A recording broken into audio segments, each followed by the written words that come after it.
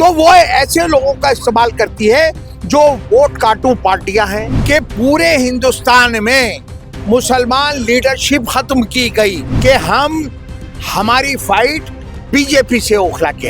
हरियाणा में अगर जरूरत पड़ी तो बीजेपी ने वहां पर केजरीवाल को भेज दिया और वहां वोट काट के कांग्रेस को हरवा दिया। हम कह रहे हैं बीजेपी जीतेगी नहीं, सवाल ही नहीं, बिल्कुल डरने की जरूरत नहीं है। बिहार में इलेक्शन हुआ था तो ओवैसी साहब ने कितनी सीटें हरवाई, वहां पर फिर बीजेपी को कायम करवा दिया। उनको का एक तरह से मर्डर किया गया और अतीक अहमद का सरेआम गोलियों से छन्नी कर दिया गया। उसने मरकज को जिम्मेदार ठहराया केजरीवाल ने।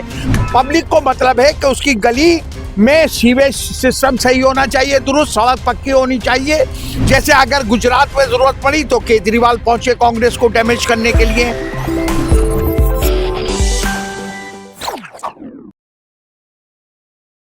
कांग्रेस अगर बीजेपी किसी को अपना मेन अपोजिशन में मानती है, अपना नंबर 1 दुश्मन मानती है, तो वो वाहिद और वाहिद कांग्रेस पार्टी को मानती है।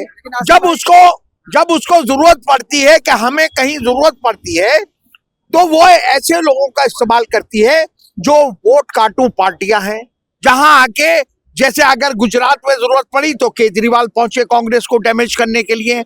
हरियाणा में अगर जरूरत पड़ी तो बीजेपी ने वहां पर केजरीवाल को भेज दिया और वहां वोट काट के कांग्रेस को हरवा दिया। बिहार में यहाँ बहुत बड़ी तादाद में बिहार के लोग रहते हैं और आपके बीच में भी बिहार के लोग होंगे। आपको पता है कि 5 साल पहले, 4.5 साल पहले जब बिहार में इलेक्शन हुआ था तो ओवैसी साहब ने कितनी सीटें हरवाई, वहां पर फिर बीजेपी को कायम करवा दिया। तो ये एक बात मैं आपसे एक बात कह के ओवैसी साहब का चैप्टर क्लोज करूंगा। कांग्रेस पर बीजेपी का बी टीम होने का आरोप अरविंद केजरीवाल लगा रहे हैं। नहीं, आप बात तो सुनिए। बात तो मैं बात क्या कहना चाहता हूँ कि पूरे हिंदुस्तान में मुसलमान लीडरशिप खत्म की गई। चाहे शहाबुद्दीन हो, उनको का एक तरह से मर्डर किया गया और अतीक अहमद का सरेआम गोलियों से छन्नी कर दिया गया।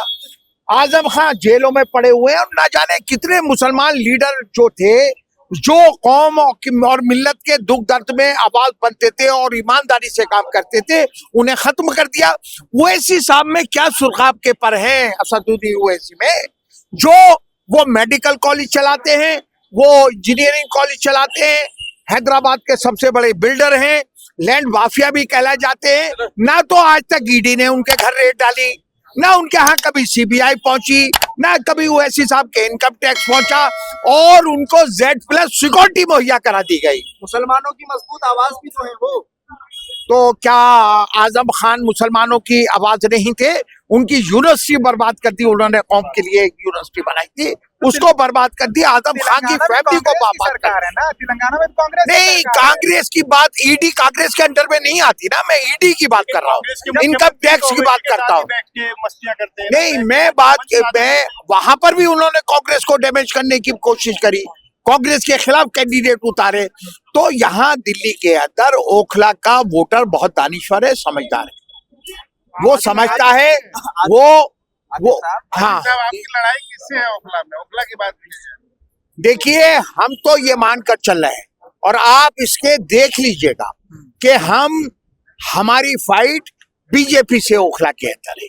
हम किसी को अपनी फाइट में ही, मैं नहीं कह रहा, आप कल या परसों से जामिया नगर के लोगों के बीच में जाइएगा, आप ये महसूस करेंगे, खुद ये महसूस करेंगे कि कहीं ना कहीं अरीबा की फाइट बीजेपी से। हम ये मानकर चलते हैं कि यहाँ 60% मुसलमानों का वोट है और 40% हिंदूज का वोट है, हिंदू भाइयों का, और 5% पोलिंग जो होती है उसका रेशो है वो मुसलमानों का ज्यादा होता है। इसलिए हम 65% हो जाते हैं और वो 35% रह जाते हैं।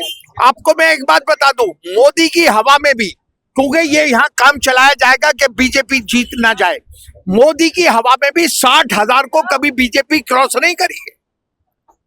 मैक्सिमम जो है हमारे हिसाब से आज की तारीख में उनका कैंडिडेट 50,000 वोट लेकर जा रहा है। इससे ऊपर हमें बीजेपी से। आप अरविंद केजरीवाल की बात कर रहे हैं, वो कह रहे हैं कांग्रेस पार्टी अपना वजूद बचाए, हम देश बचाएंगे। तो उन्हें क्यों परेशानी हो रही है कांग्रेस से? वो तो गठबंधन से निकालने की बात कर रहे हैं कांग्रेस को। परेशानी उन्हें है, हमें नहीं है। वो कह रहे राहुल गांधी सवाल करता हूँ तो बीजेपी उसका जवाब देती है, इसका मतलब साठ गांठ हो गई दिल्ली में। एक बात बता दिए, बीजेपी ने तो कहा नहीं कि हमारे अंडर में पुलिस है, हम शाहीन बाग को 24 घंटे में खाली करवा देंगे। अरविंद केजरीवाल बोल रहा था ये जुबान जब शाहीन बाग में प्रोटेस्ट चल रहा था, तो आपको याद है ना कि उसने क्या कहा था कि मुझे चंद घंटों के लिए दिल्ली पुलिस मेरे हवाले कर दो, मैं शाहीन बाग को खाली करवा दूंगा। क्या अरविंद केजरीवाल ने ये नहीं कहा कि इसके लिए मुसलमान जिम्मेदार है, इसके कोरोना जिहाद मुसलमानों ने चलाया मरकज से, उसने मरकज को जिम्मेदार ठहराया केजरीवाल ने। कभी बीजेपी ने मरकज को जिम्मेदार नहीं ठहराया। आप कैसे कह रहे हैं? कौन आरएसएस और बीजेपी की जुबान बोल रहा था? उसने लेफ्टिनेंट गवर्नर को अरविंद केजरीवाल ने लेटर लिखा है कि मौलाना साद के खिलाफ एफआईआर होनी चाहिए, और जो मरकज के अंदर रुके हुए हैं, जो बेचारे फंस गए थे, लॉकडाउन लग गया था, उनको उनकी अरेस्टिंग होनी चाहिए। ये क्या आरएसएस बीजेपी ने कहा था? कौन काम कर रहा था मुसलमानों के खिलाफ? और पूरे हिंदुस्तान में जो माहौल उसने बनाया मुसलमानों का कोरोना जहाज चला के, ये बीजेपी जिम्मेदार नहीं है। बीजेपी बहुत से मसाइल पे मुसलमानों के जिम्मेदार है, लेकिन ये इल्जाम ठोकने में सबसे पहले केजरीवाल मौजूद था। आज मैं एक बात आपसे पूछ रहा हूं, 2 इलेक्शन हो गए, वो मुसलमानों से वोट मांगने आया? आपको याद है? वो ओखला आया? नहीं आया। वो मटिया महल गया? नहीं गया। वो बल्ली मारान गया? नहीं गया। वो सीलमपुर गया? नहीं गया। वो मुस्तफा, पिछले 2 इलेक्शन की बात कर रहा हूं। क्यों? क्या उसे मुसलमानों का वोट नहीं चाहिए? मुसलमान मजबूरी है उसका। अरविंद केजरीवाल मजबूरी था, लेकिन मुसलमान जिताते तो है ना। 2 बार से बिना देखिए, मुसलमान बहुत जज्बाती कौम है, और जज्बात में कभी कभी फैसले गलत हो जाते हैं। और चाहे मैं हूं, चाहे कोई और हमारा मुस्लिम भाई हो, जब हम जज्बात में आकर कोई फैसला करते हैं तो उसका जरूरी नहीं है कि वो कई बहुत सोचा समझा फैसला हो और उसके नताइज। आप देख लीजिए नताइज। अगर आप आंख बंद करके सपोर्ट कर रहे थे तो उसने आपको कभी अहमियत नहीं दी, कभी मुसलमानों के इश्यूज पे उसने ओखला का आप देख लीजिएगा, आप नताइज देख लीजिएगा। कारपोरेशन में भी तो वो ये कह रहे थे, कारपोरेशन में भी केजरीवाल के लोग, आम आदमी पार्टी के ये लोग रहते कि जब एमपी एमएलए में वो 5000 वोट लेकर गए थे, तो काउंसलर में तो ये 200 300 लेकर आएंगे। तो हमने 2 वार्डों में, मुस्लिम डोमिनेटेड जो वार्ड हैं, उनमें हमने आम आदमी और एमआईएम का क्या हशर करा, आपको याद होना चाहिए। 2 साल पुरानी बात। अरीबा खुद कैंडिडेट से मुसलमान जो है गलत फैसले ले रहा है। मैं गलत की बात नहीं कर रहा, मैं क्या कह रहा हूँ, आप मेरी बात पे गौर करिए। क्या होता है कि मुसलमान कौम हमेशा से जज्बाती रही, और जज्बात में कभी कभी फैसले गलत भी हो जाते हैं। अगर आप दूर अंदेशी से फैसला लेंगे तो उसके नताइज ज्यादा पॉजिटिव निकलते हैं बनिस्बत जज्बात में आकर। और मुसलमानों ने पिछले 2 इलेक्शनों में जज्बात से थोड़ा फैसला लिया और उसका खमियाजा भुगतना पड़ा। क्योंकि मैं आपको एक और बात बताना चाहता हूं कि आप ओखला के हालात देखिए कि अमानतुल्ला से लोग, वो 2 बातें कह रहा, मैं बीजेपी से नहीं डरा रहा, मेरी सेहत पे कोई फर्क नहीं पड़ रहा। मैं वो ये कह रहा, उसने पहली बात ये कही कि साहब कहीं बीजेपी ना जीत जाए इसलिए मुझे वोट दे दो, तो वो इसका मतलब वो बीजेपी से डरा रहा है। हम कह रहे हैं बीजेपी जीतेगी नहीं, सवाल ही नहीं, बिल्कुल डरने की जरूरत नहीं है बीजेपी से। बीजेपी ओखला असेंबली कॉन्स्टिट्यूंसी से जीत ही नहीं सकती, इसलिए बिल्कुल बेफिक्र होकर वोटिंग करो आप। दूसरा मैं बता रहा हूं, दूसरा वो ये कहता है कि अरविंद केजरीवाल आम आदमी पार्टी सरकार बना रही है और सरकार हमारी बनेगी, मैं एमएलए बनूंगा तो ओखला का डेवलपमेंट ज्यादा होगा। मैं अमानतुल्ला से ये पूछना चाहता हूं कि भाई 10 साल से तुम एमएलए हो और 10 साल से तुम्हारा चीफ मिनिस्टर है, ओखला में कितना डेवलपमेंट किया तुमने? गली गली में सीवर उबल रहे हैं, गली गली सड़कें टूटी पड़ी है, गली गली में जगह जगह ट्रैफिक जाम है, बिजली के मीटर लगाने के लिए कई लाख रुपए रिश्वत देनी पड़ रही है जो अरविंद केजरीवाल के अंडर में बनता। 10 साल में हालात क्यों नहीं बदले? अगर सत्ता में रह के, मैं एक बात और आपको ये बात बताना चाहता हूं कि जब मैं एमएलए था, आपको याद होना चाहिए, हर एमएलए का फंड जो था वो 4 करोड़ था शीला जी के टाइम में। मैं 5 साल एमएलए रहा, मुझे 20 करोड़ रुपया मिला और मैंने तैमुन्ना खैर खिजराबाद जाकिर नगर से लेकर आली तक मेरा चैलेंज है, मैं आपके जरिए उस चैलेंज को कर रहा हूं। कोई आदमी ये खड़े होके कहते कि मेरी गली आसिफ मोहम्मद खान ने नहीं बनवाई, मेरी गली में सीवर नहीं डाला उस 20 करोड़ में। और जब से अरविंद केजरीवाल पावर में आया, उसने कैबिनेट में एक रेजोल्यूशन लाके पास किया कि हर एमएलए का फंड 10 करोड़ होगा। तो अमानतुल्लाह 10 साल से एमएलए है और इस साल उसने 15 करोड़ का दिया। आप मीडिया के लोग हैं, आपको पता होना चाहिए। 1 अरब 5 करोड़ रुपया उसे ओखला असेंबली में अपने फंड जो एमएलए के साइन से रिलीज होता है, 105 करोड़ रुपया तो उसे एमएलए फंड से मिला है। और आपको जो पुराने लोग हैं यहाँ के, उनको याद होगा कि जब मैं एमएलए था आखिरी टाइम में, शीला दीक्षित ने यहाँ एक प्रोजेक्ट जल बोर्ड का मंजूर करा था, जो जिसमें 450 करोड़ रुपए का बजट गफ्फार मंजिल के पार्क में पब्लिक मीटिंग करके कही थी और एल&टी ने वो ठेका लिया था। 450 करोड़ में सीवेज सिस्टम को दुरुस्त करना था, सिर्फ जामिया नगर का। अमानतुल्लाह के पास 550 करोड़ रुपया इस 10 साल में था। एरिया का हालात जाके देख लीजिए, एरिया के हालात देखिए जी। काम नहीं किया, लौटा मतलब पब्लिक को लौटाने की से मतलब नहीं है, पब्लिक को काम से मतलब है। आपने खाए लौटाए, मुझे हमें इस बात से मतलब नहीं है। पब्लिक को मतलब है कि उसकी गली में सीवेज सिस्टम सही होना चाहिए, दुरुस्त सड़क पक्की होनी चाहिए, एरिया का ट्रैफिक निजाम दरहम बरहम है वो दुरुस्त होना चाहिए, मीटर में कोई रिश्वतखोरी नहीं होनी चाहिए, भ्रष्टाचार नहीं होनी चाहिए। डाल दिया गया जिसकी वजह से काम हो पाया डेवलपमेंट का काम। आपको पता है कि मैं कितने साल जेल में रहा हूँ, शायद आप लोग बहुत से लोग बच्चे होंगे।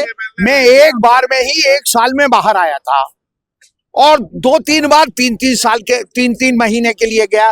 तकरीबन मैंने इस 25 साल में 2 साल तिहाड़ जेल में गुजारे। मैंने कभी किसी से नहीं कहा मैं बेचारा नहीं बना, मैं कभी बेचारा नहीं, मैंने कभी नहीं कहा कि मैंने 2 साल तिहाड़ जेल में गुजारे हैं। अमानतुल्लाह कितने महीने रहा होगा? 5-6 महीने रहा, अगर टोटल लगा ले 6-7 महीने रहा होगा। 10 साल का उसका टेन्योर था। अगर वो 4-5-6 महीने, अगर शफाउर रहमान ये बात कहे वो 5 साल से अंदर है। अमानतुल्लाह अगर 4-5 महीने तिहाड़ जेल में रह लिया तो उससे 9 साल का क्या मतलब है, उसका 9.5 साल से क्या मतलब। और उसमें एलिगेशन क्या थे?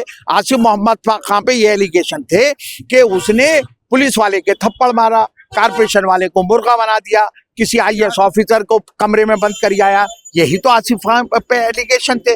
आसिफ मोहम्मद खान पे कभी भ्रष्टाचार का इल्जाम नहीं था। अभी मैंने एक वीडियो देखा था 15-20 दिन पहले, अमानतुल्लाह डाल रहा है कि नागरिक वो महिला सुरक्षा की गारंटी अमानतुल्लाह केजरीवाल ले रहे हैं। मैंने उसमें लिखा था, वीडियो दिया था कि भाई केजरीवाल अमानत की तो गारंटी ले ले, महिला सुरक्षा की 2 बार तिहाड़ जेल जा चुका है। अरे आप जाके जामिया नगर थाने में देख लिए, आप हजे सीरियसली लीजिए। मेरे महिला उस, मुझे क्या पता, महिलाओं ने एफआईआर करवाई ना उसके खिलाफ, किस लिए करवाई? 2 बार तिहाड़ जेल सिर्फ महिलाओं की एफआईआर में गया ना वो। तो वो आदमी महिला सुरक्षा की गारंटी ले रहा है। ऐसा है जैसे चोर को खजाने में बिठा दो कि ये चौकीदार है। तो मैं, अगर वो किस बात पे गया, भ्रष्टाचार में गया, कौम के किसी मसले पे गया। अगर कौम के पे गया तो हमदर्दी होगी, तो हमदर्दी उसे किस बात की होगी? हाँ, उसकी जवाबदेही है। सर पे पुलिस आ रही है, परेशान देख लिया आपने मेरे इंटरव्यू आज दिन में देखे होंगे। मेरे यहाँ से दिन में 10 बार पुलिस आगे से गुजरती है। शाम को 4 बजे फ्लैग मार्च होता है, 5 बजे फिर दोबारा से रिटर्न करते हैं। मैंने तो, मेरे सीसीटीवी कैमरे लग रहे, मैंने तो किसी से कहा नहीं मुझे धमकाने आ रहे। अरे 26 जनवरी आ रही है और इलेक्शन का नोटिफिकेशन हो गया है, पुलिस का मूवमेंट ज्यादा है। अगर तुम्हारा जहां ऑफिस है उस गली से अगर पुलिस निकल गई तो ये ड्रामा करने की क्या जरूरत है? क्योंकि जनता उनसे अमानतुल्लाह से सीवेज, पीने का पानी, लाइट और सड़कों का जवाब पूछ रही है, तो वो जवाब दे नहीं पा रहे हैं। तो वो ईमानदार नेता बताते हैं, पुलिस ने ईमानदार नेता बताते हैं। पुलिस ने उनके दफ्तर की बाकायदा वीडियोग्राफी भी की है। आप मेरी बात आप सुन रहे हैं? मैं आपको एक बात बता दूं, कि वो सरकारी जगह है। ठीक है भाई। नकवी साहब याद रखिएगा, और कोड ऑफ कंडक्ट लगने के बाद आप किसी भी सरकारी जगह का इस्तेमाल नहीं कर सकते। आपको पता है अच्छी के खिलाफ एफआईआर हो गई सरकारी गाड़ी इस्तेमाल करने पे, चाहे चीफ मिनिस्टर हो चाहे कोई भी हो, सरकारी सिस्टम को आप इस्तेमाल नहीं कर सकते। अमानतुल्लाह आज भी सरकारी कोड ऑफ कंडक्ट लगने के बाद सरकारी प्रॉपर्टी, सरकारी बिल्डिंग का एज ए इलेक्शन ऑफिस इस्तेमाल कर रहा है, उसके खिलाफ तो पुलिस को एफआईआर करनी चाहिए। अगर नहीं करेगी हम 2-3 दिन में हम करवाएंगे, हम जाएंगे इलेक्शन कमीशनर के पास। ऐसे कैसे हो जाएगा कि सरकारी प्रॉपर्टियों का आप इलेक्शन के तौर पे इस्तेमाल करेंगे? वो ऑफिस सरकारी है। अगर पुलिस वहां ये कहने के लिए जाती है कि साहब इस ऑफिस का आप सरकारी इस्तेमाल नहीं करेंगे, तो आप कह रहे हो बीजेपी वालों ने भेज दिया। भाई आप सरकारी प्रॉपर्टी का इलेक्शन में इस्तेमाल करेंगे तो एफआईआर भी होगी। फिर आप कल को कहोगे कि मेरे खिलाफ तो बीजेपी वालों ने एफआईआर लॉन्च करवा दी। तो आप सरकारी, अगर पुलिस वहां से गुजर रही है और पुलिस ये वीडियोग्राफी कर रही है कि साहब पार्टी के झंडे लगा रखे हैं प्रॉपर्टी पे, प्राइवेट सरकारी प्रॉपर्टी पे, आप इलेक्शन ऑफिस के तौर पे इस्तेमाल कर रहे हैं आज भी, तो उसमें तो एफआईआर भी होनी चाहिए। खाली वीडियोग्राफी से काम नहीं चलेगा। हम एफआईआर करवाएंगे इलेक्शन कमीशन के पास।